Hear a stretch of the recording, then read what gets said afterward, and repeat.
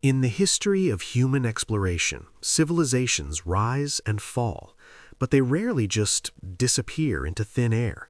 But in 1587, on a small, isolated island in North America, that is exactly what happened to a group of English settlers.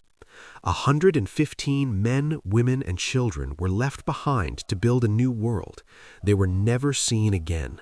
No bodies were found, no battles were fought, just a silence that has lasted for over 4 centuries. This is not just a story of colonization, it is America's oldest and most haunting cold case. What happened to them? To understand the end, we must go back to the beginning. Late 16th century England under the rule of Queen Elizabeth I. Sir Walter Raleigh, a favorite of the Queen, was desperate to establish a permanent English footprint in the New World. The Spanish were already rich with gold from the Americas. England was lagging behind, and national pride was at stake. An earlier attempt in 1585 had already failed miserably. It was a military mission that ended in starvation and conflict. But this time, it would be different. The 1587 expedition was led by John White, an artist, not a soldier. White recruited families. These people weren't coming to fight, they were coming to live, to farm, and to build a home. The journey across the Atlantic was brutal. Storms and sickness tested their resolve before they even saw land. In July 1587, they finally arrived at Roanoke Island. But the welcome was far from warm. They found the previous fort deserted. The bones of one man were found, killed by local tribes in retaliation for past attacks. Fear instantly gripped the new settlers. They realized they had settled on land where the English were already hated. Their only hope was Monteo, a Croatoan native who had visited England and was an ally. But even he couldn't guarantee safety. Amidst the fear, a ray of hope appeared. John White's daughter gave birth to a baby girl, Virginia Dare. She was the first English child born in the New World, a symbol of the colony's future. But supplies were dangerously low. Winter was coming. The settlers begged Governor White to return to England and bring back food and military support. Reluctantly, White agreed. He promised to return in 3 months. He said goodbye to little Virginia, not knowing it was forever. As White sailed away, a massive storm of geopolitics was brewing in Europe that would doom the colony. Spain launched the Great Armada to invade England. Every available English ship was seized by the Queen for war. White was trapped. For 3 long years he was unable to leave England, while his family waited on the other side of the world. Back on Roanoke, weeks turned into months, months into years. We can only imagine the desperation they felt. Finally, in August 1590, White returned. As his ship approached the shore, they saw smoke rising. Hope flared, but as they rowed closer, the silence was deafening. No one ran to the beach to greet them. The smoke was from a natural fire. White entered the settlement. The houses were taken down, not destroyed by attack, but carefully dismantled. There were no bodies, no blood, no signs of a massacre. It was as if the earth had simply swallowed them whole. On a tree near the entrance, he found 3 letters carved into the bark, C-R-O. And on a larger post, the full word was etched, Croatoan. This was the only message they left behind. Before leaving, White had told them, if you are forced to leave by force or distress, carve a Maltese cross over the letters. He checked the carving. There was no cross.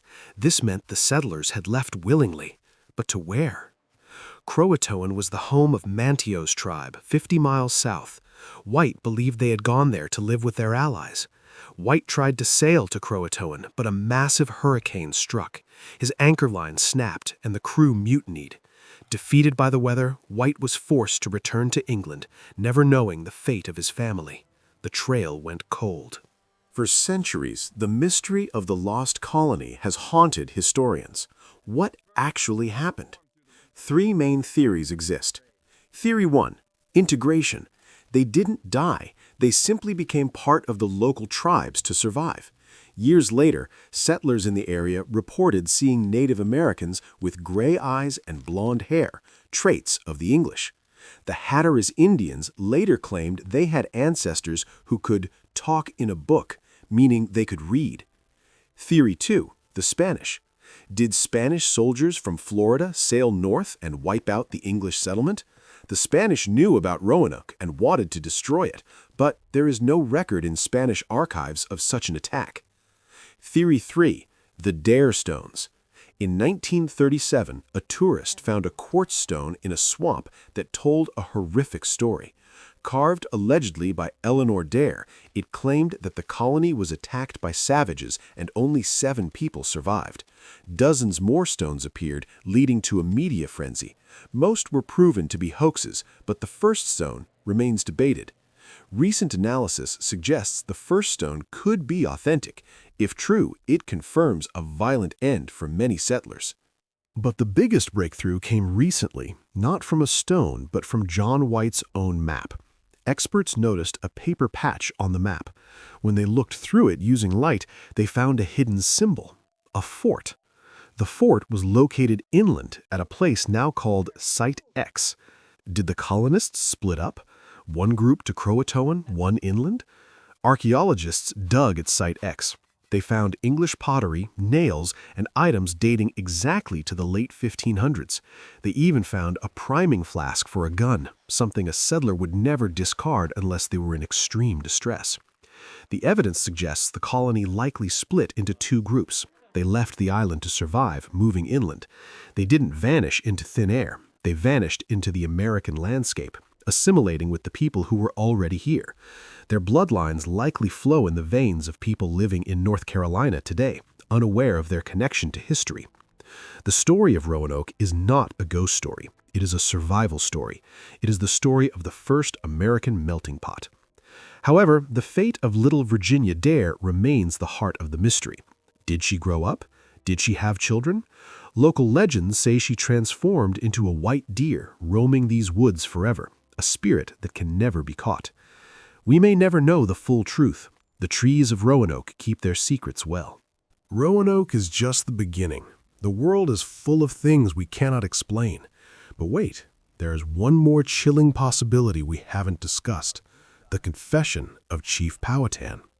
Years later, at Jamestown, Chief Powhatan told Captain John Smith that he had slaughtered the people of Roanoke. To prove it, he showed Smith English iron tools and a musket barrel. Was he boasting, or was it a confession? Historians argue about this. Why would he kill them if they had moved to live with the Croatoans? The timeline is messy. Science offers another culprit, the mega-drought. Tree ring data shows 1587 was the driest year in 800 years. Without rain, crops failed. The local tribes barely had enough food for themselves, let alone for 115 strangers. Desperation breeds conflict. It is highly likely that starvation forced the alliance to break, leading to violence. Today, DNA technology is the final frontier. The Lost Colony DNA project is currently testing families in the area. They are looking for surnames that match the original roster: Dare, White, Payne. The results are promising, but inconclusive. The mystery has become a legend. Every year, the story is reenacted on the very island where they vanished. It reminds us that America was built on risk, danger, and the unknown. Roanoke was the first sacrifice.